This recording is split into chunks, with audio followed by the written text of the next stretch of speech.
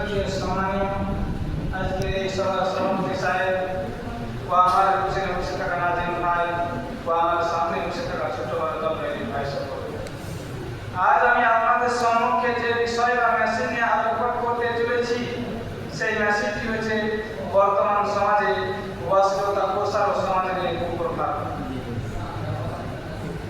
বর্তমান সমাজে অশ্লীলতা শুধু ঘরে নয়, বাইরে, মোবাইলে, ইন্টারনেটে, নাটক, সিনেমায়, সামাজিক যোগাযোগের মাধ্যমে প্রচুর বিস্তার লাভ করছে। এটি শুধু ব্যক্তিকে নয়, পরিবার, সমাজ ও জাতিকে ধ্বংসের দিকে নিয়ে যাচ্ছে। রাজান ইসলাম বর্তমানে আমাদের দেশ সহ সারা পৃথিবীতে অশ্লীলতার সয়লাব চলছে। এর প্রভাবে সমাজ প্রদূষিত হচ্ছে, নষ্ট হচ্ছে যুবচরিত্র। দাম্পত্য জীবনে এর বিরূপ প্রভাব পড়ছে, যার কারণে পারিবারিক সমস্যা ও বিবাহ বিচ্ছেদ হচ্ছে। তাই অশ্লীলতা বন্ধে পদক্ষেপ নেওয়া একান্ত প্রয়োজন।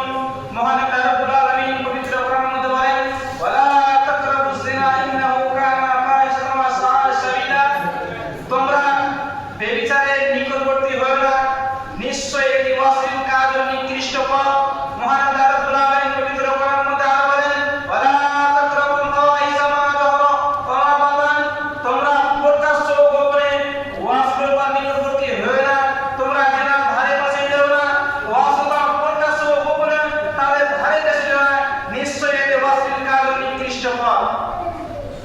আজকে আমাদের সমাজে খুবই আমরা পিছনের দিকে আমরা চলে যাচ্ছি। আজকে আমরা